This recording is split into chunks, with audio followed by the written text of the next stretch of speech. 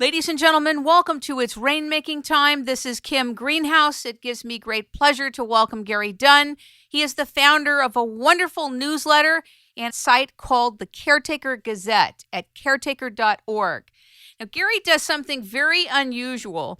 He provides a unique newsletter that contains property, caretaking, and house-sitting jobs, advice and information for property caretakers, house sitters, and landowners.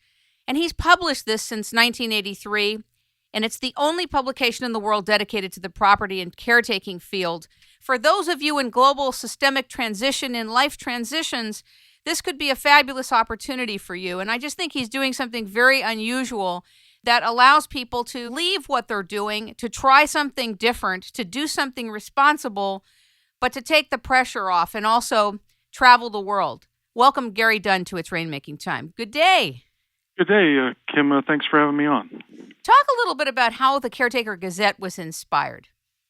Well, there's always been a need out there, and for years, and even today, a lot of people connect with the property owner. Caretakers and house sitters and property owners connect via word of mouth. And so we practice what we preach. My wife and I have been caretakers on and off for decades. And prior to the Caretaker Gazette, it was pretty much you had to be in the right place at the right time to learn of a caretaking situation via word of mouth. Talk to a property owner, someone who knows a property owner who has a need for someone to live in their empty home somewhere. And we did grab a few situations like that back in the 70s and 80s. But again, you just had to be in the right place at the right time via that word of mouth for that to work. So we knew there was a need. There are empty homes in all 50 states and foreign countries. There will, for various reasons of inheritance and spec homes or wealthy people having too many homes to live in, there will always be empty homes all over the world. And unfortunately, a lot of the property owners who have an empty home learn the hard way that if they leave their home vacant for an extended period of time, they're going to run into theft, vandalism, or maintenance problems with their empty home.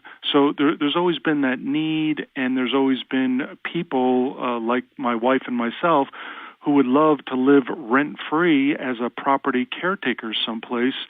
So because we had been practicing what we preach, we knew there was a need. We knew there was a need, but there was no way to service that need.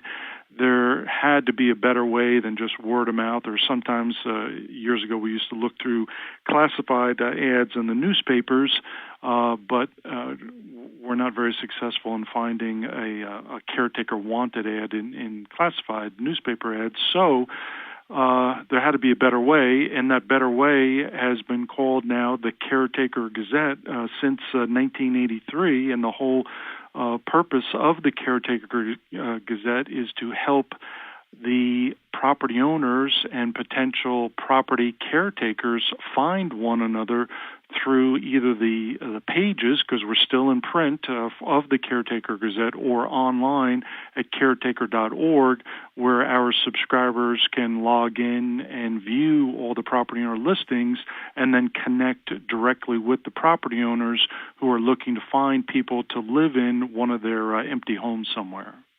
Isn't there a bigger supply of people who are caretakers than there is a supply of homes and properties to care for? In some cases, yes. Like a perfect example, Kim, is we just received a new property listing in the Bahamas, and the property owner is looking for someone to live rent-free in their beautiful home in the Bahamas from January through April. Now, I know a lot of people in Minnesota and North Dakota who wouldn't mind living rent-free on a Bahamas island from January through April of next year. Now, on the other hand, so that listing in the Caretaker Gazette, that property owner, I'm sure, is going to get a lot of applicants. We have heard on the other extreme say someone in the opposite direction in North Dakota, if they need a property caretaker to live in their home starting in January of any year in North Dakota, well, we've heard from some property owners that they get very few, if any, responses because maybe there's not too many people that want to go to North Dakota in January.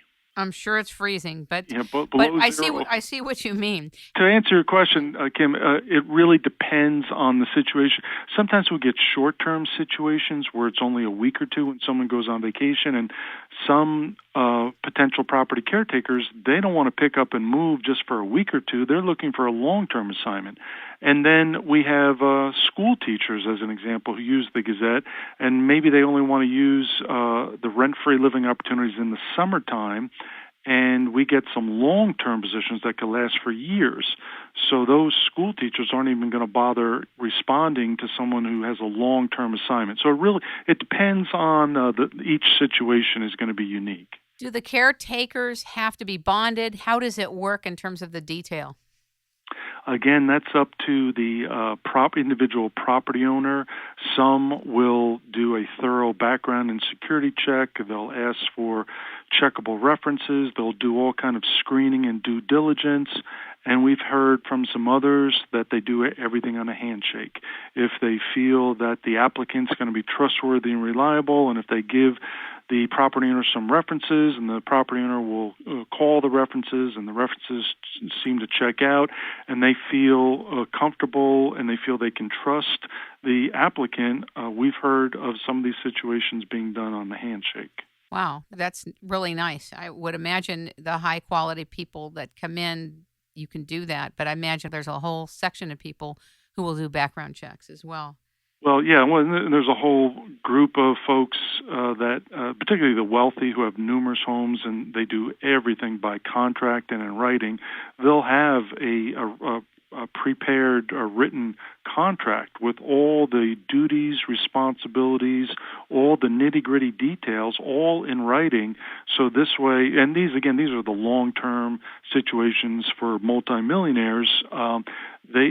These people own homes, vehicles, companies, etc. So they're used to doing everything in writing, and they do all the kind of background and security checks and all the right due diligence, and then they put it all in writing into a contract, and both parties sign the contract so that if it is a long-term situation, and if one of the responsibilities is, in the summertime to cut the lawn once a week, and the property owners show up one year and see the lawn hasn't been cut, well, then there's no excuse. If you have that in writing and both of you sign it, and one of the stipulations is that the lawn must be cut in the summers or the snow shoveled in the wintertime, well, then there's really no excuses if those duties and responsibilities aren't completed.